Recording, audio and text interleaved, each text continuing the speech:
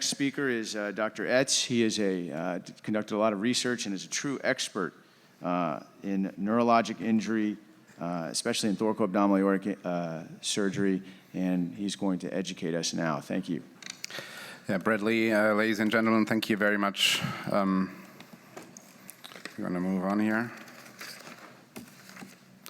No, I'm the only one that can't move it on. Okay, good. So as we all heard before, most devastating complication in descending in thoracoabdominal aortic aneurysm repair is paraplegia, and there is no definite prevention strategy yet, which is essential for safe, open, and endovascular repair, and I'm going to show you in the next 10 minutes a little bit more about it. This is from a very short summary here, the incidence of ischemic spinal cord injury in open repair. You see here in type 2 and type 1 aneurysms, it goes up to 20%, even in expert centers, and it doesn't interestingly distinguish so much from spinal cord injury in endovascular repair. It's only that we always compare apples and pears, that we think it's much lower in endovascular, but it's actually not. What makes it even more complicated is that the mechanisms probably are completely different. In open repair, it's aortic cross-clumping. In endovascular, it is probably segmental artery occlusion. So in order to get a better understanding of how to prevent ischemic injury, we went to the laboratory and did some research on these two mechanisms, basically. So one is what is the intraoperative issue, and the other one probably occurs more early post-operatively. So basically, what we did is we went to the lab, did a cross-clamping experiment similar to the experiment that Dr. Haldenwang just presented to you. Used microspheres, have been introduced by the Hamburg group before, little ping pong balls basically that you inject, and then you can later collect them into the tissue that they get stuck in the microcirculation, and then you just have to count them, and then you know what the flow was. And this is from this experiment. If you look along the cord, and I only want you to pay attention here to the pink line, then you see below, once you place your clamp, there is no more flow below the level of T4, T5 to the down to the lumbar spinal cord. So you have to always remember, once you have your descending cross clamp placed, there is no flow, absolutely zero flow below T8. So pathophysiology and survival of your neurons in the spinal cord depend on temperature and time. And this is what I mentioned before. To put that into the clinical context, this is a temperature management in the Leipzig Heart Center over the last couple of years. And you see here a clear trend, even in our center, up to higher temperatures coming from 16, 18 in the 90s, now up to 28 degrees. So it's becoming more and more relevant that you are aware of these, of the fact that time is an issue when you operate on these patients in a high risk setting. So the only way to prevent this is if you know that you have complex surgery to introduce distal aortic perfusion. That's the only way to get more blood to your spinal cord, and the lumbar areas is, as Peter just showed us, most sensitive to this issue. So moving on to the second mechanism, first was cross-clamping, affecting mostly the intraoperative spinal cord integrity. Now we move on to segmental artery occlusion, which is important to all the segments that you do not reimplant in open surgery or that you cover with your stent graft in endovascular procedures. So same approach, but then that day we ran out of microspheres. So we had to find another way to measure our blood flow, and the idea was to just put a catheter to measure what we call spinal cord perfusion pressure. You see here, this is one of the segmental arteries in the descending thoracic aorta. We open it. In the pigs, they come out as in like a Y shape. You put this little catheter in here. And with that catheter, you can then measure the blood pressure while you sacrifice your segmental arteries, as you would probably do when oversuing them in open surgery. And here's what you see on your hemodynamic monitoring. The red line is the mean aortic pressure, and the yellow line is the spinal cord perfusion pressure. You see here, this is at the beginning of the experiment, and we keep moving on our occlusion procedure, T4, T6, T7, T9, and you see the first that happens is that the pulsatility is gone. And then slowly but surely the yellow line keeps declining, and once you have sacrificed all your segmental arteries, as you would in thoracoabdominal aortic repair, when you do not reimplant, or if you do an endovascular procedure, you end up with almost 35 millimeters of mercury, and this is effective for 5 hours. And then you see what happens. If you keep monitoring this pressure, it comes up. It comes up in all animals, not only those that end up paraparetic, but also in those that recover. You see here these two lines, they have the same increase in pressure. And when we saw this for the first time, we obviously didn't believe it, and we thought there must be some changes going on. And first I thought the clips came off. So I did an autopsy on the pig, and the clips were still in place. So we needed to understand better what the collateral network looked like. And when we got these microspheres back, we did the same experiment again. We saw the exact same thing, except for one difference, that flow in some animals recovered faster than pressure, but that eventually all animals recovered their 100% flow after 72 hours. So 3 to 5 days was the timing that we would expect the spinal cord perfusion to completely recover after you took all the segmental arteries. So if we find a way to bridge these 72 hours, we would probably be able to save pretty much all spinal cords. So this is what we did then. We basically infused acrylic resin into the experimental animals, and then we dissolved all the organic tissue around it. What you can see then was pretty amazing. You see here, do I get a pointer here? Yeah. You see down here, these are the renals descending or abdominal aorta. This is one of those segmental arteries. And what we thought from the anatomy books is that the segmental artery would directly or indirectly support only the spinal cord, which is here in the spinal canal. But that obviously is not the case. It supports this huge area here in the muscle. So we have a huge, almost a sponge of arterial support that you can have blood redistributing in. So once we understood this, we put the entire cast into the electron microscope, and this is what we found there. So we were surprised we could look really into detail. You see here amazing pictures, and once we understood that we had this tool in hand, we said, okay, let's occlude some segmentals and then wait and see what happens with time with the arterial network. And this is what happens on the right side down here. You see this 5 days after the segmental artery occlusion. You see that the pattern totally changed. You get a parallelization of your arterioles, and if you put this into scientific figures, you see here the bars, the black bars, these are the pigs 5 days after segmental artery occlusion in the middle of the spinal cord, T10, 11, 12, and L1. This is where the highest parallelization of arterioles occurred, so the blood gets redistributed into the most, let's say, rural areas of the spinal cord in the middle. Also, there's an enlargement of arteries in the thoracic and lumbar collaterals. There's an enlargement of epidural arcades. And once you understood this, you basically see that we have a tool at hand here, because what we need to do is we need to stage the repair. Because if we take only a couple of segmental arteries, wait for 5 days, we probably get the collateralization and can move on a couple days later. And this is what we did in this experiment here. One stage repair, we get the 20 to 30% paraplegia rate. And then this is the most important or most amazing thing. When I saw this for the first time, I was surprised and quite happy.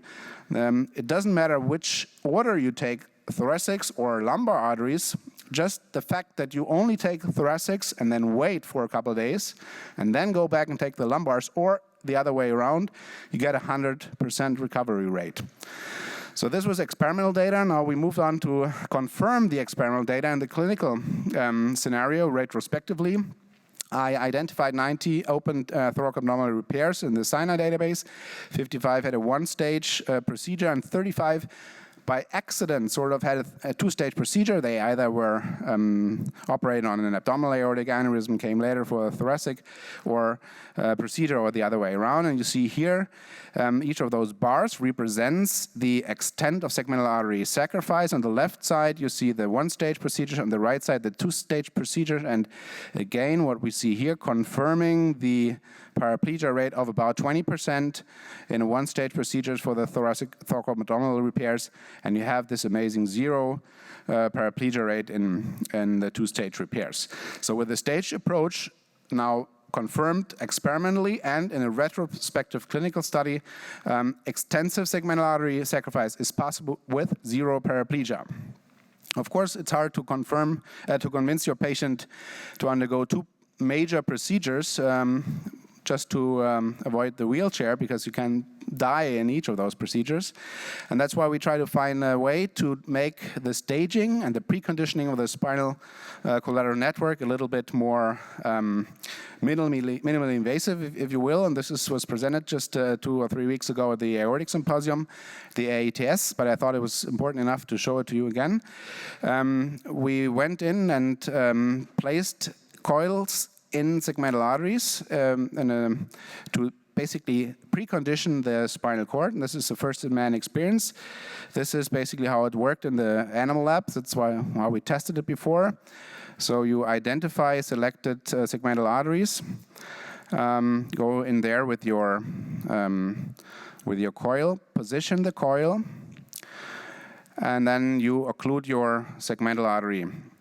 And what you achieve then is pretty much the same effect as if you would have sacrificed it openly or by a stent graft. So first 2 patients, an asymptomatic Crawford type 3 patient with a 65 millimeter aneurysm, arterial hypertension, and really significant obesity.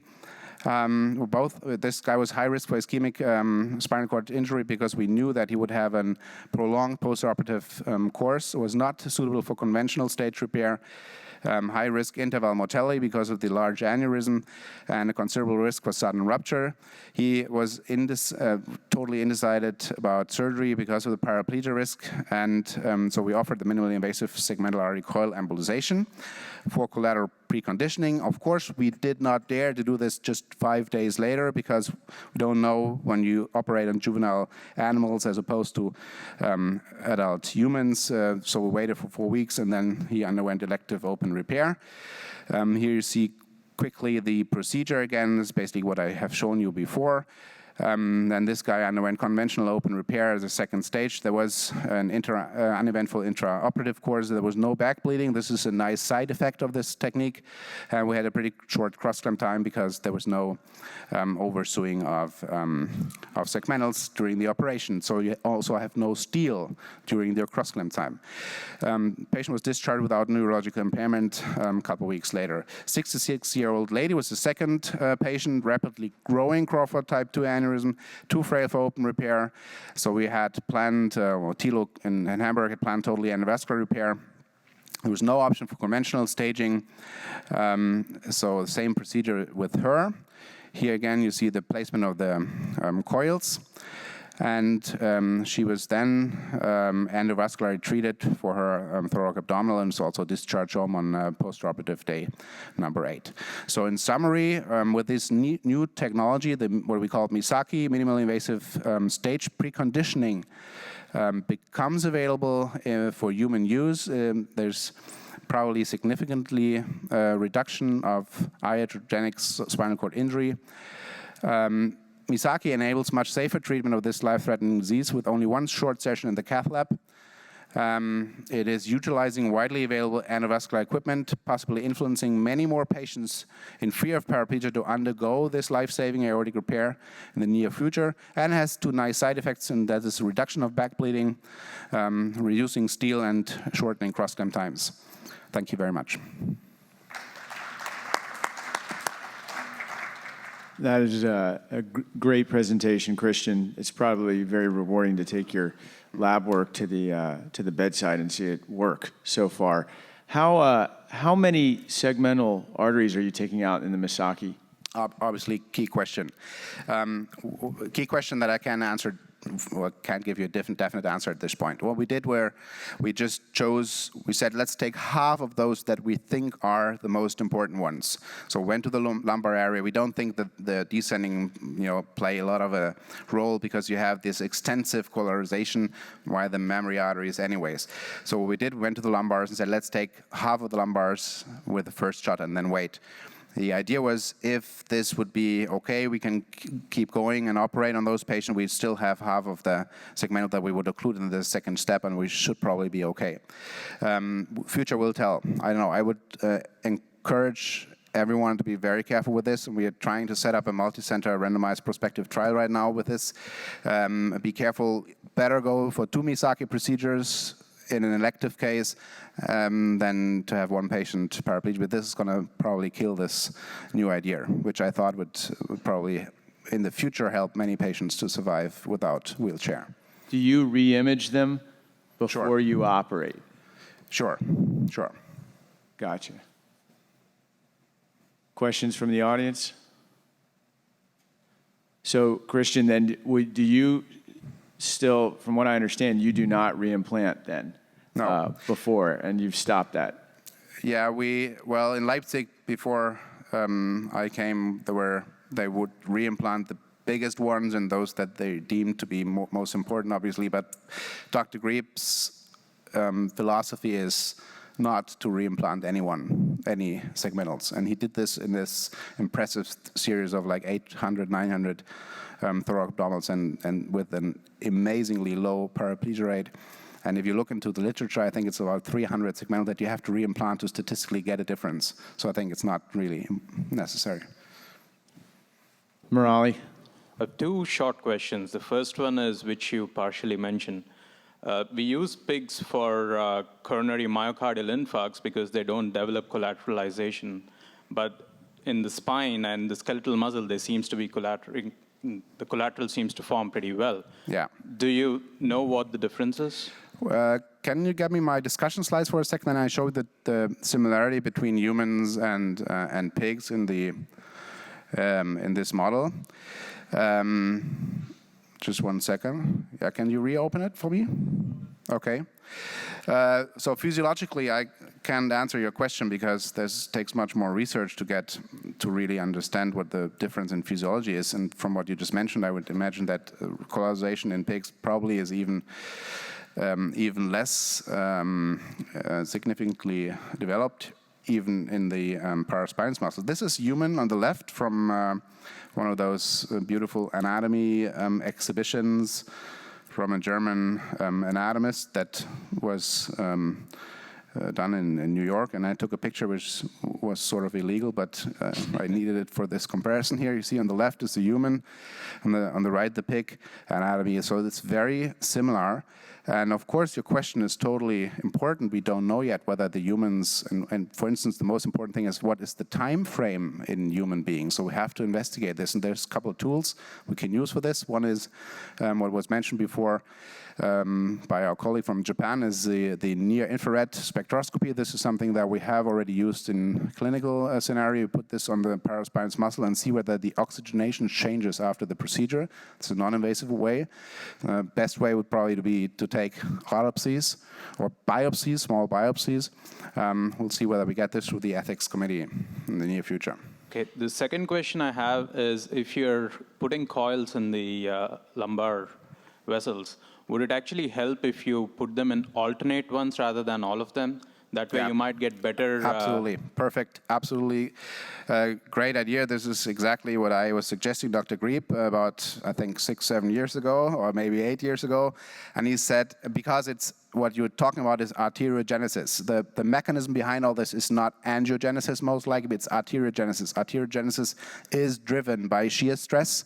So if you have short distances with a large difference in pressure, you create much more collaterals, and this is exactly what you're saying.